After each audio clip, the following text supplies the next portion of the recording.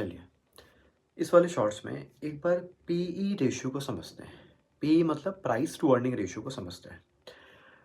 ये कहने को तो रेशियो एनालिसिस का एक फॉर्मूला है, बट प्रैक्टिकली ये बहुत इंपॉर्टेंट पैरामीटर है।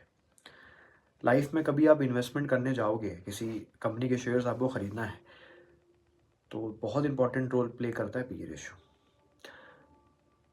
आईसीएआई के मॉड्यूल के हिसाब से ना जाते हुए मैं प्रैक्टिकली चीज़ें आपको समझा रहा हूँ। पीई रेशियो जितना ज़्यादा होगा, मतलब सामने वाली कंपनी उतनी अच्छी है, और पी रेशियो जितना कम होगा, मतलब सामने वाली कंपनी में उतनी ग्रोथ अपॉर्चुनिटी नहीं है। पी रेशियो को समझाने की कोशिश करता हूँ। पी का फॉर्मूला है M P S upon E P S. P का सिंपल सा फॉर्मूला है M P S upon E P S. इसको मैं समझाने की बहुत सिंपल लैंग्वेज में कोशिश करता हूँ।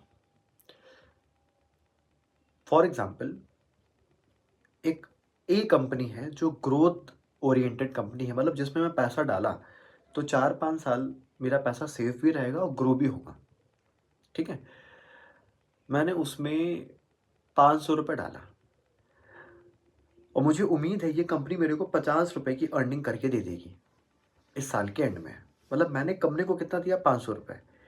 कितने अर्निंग के लालच में? 50 रुपये अर्निंग के लालच में।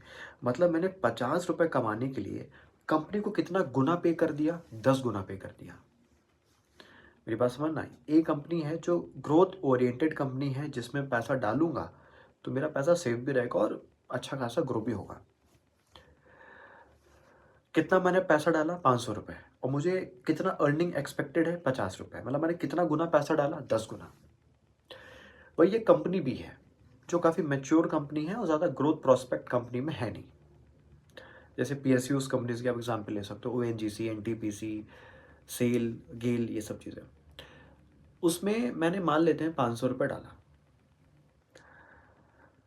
और मैं अर्निंग एक्सपेक्ट कर रहा हूँ, मान लेते हैं 200।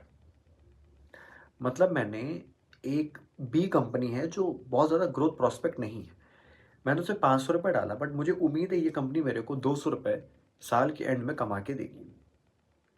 तो मैंने 200 रुपये कमाने के लिए कंपनी को कितना पे किया? 2.5 गुना ज़्यादा पे किया। तो यहाँ पे अगर आप देखो तो पी रेशो कंपैरेटिवली कंपनी ए से कम है। कंपनी ए में 10 गुना था, कंपनी बी में 2.5 गुना है। तो यही है, पी रेशियो जितना ज़्यादा होगा कंपनी उतनी अच्छी है, उसमें ग्रोथ अपॉर्चुनिटी है। पी रेशियो जितना कम होगा उसमें ग्रोथ अपॉर्चुनिटी उस कंपनी में नहीं है। सो होपफुली आपने सीखा होगा, समझा होगा। Thank you.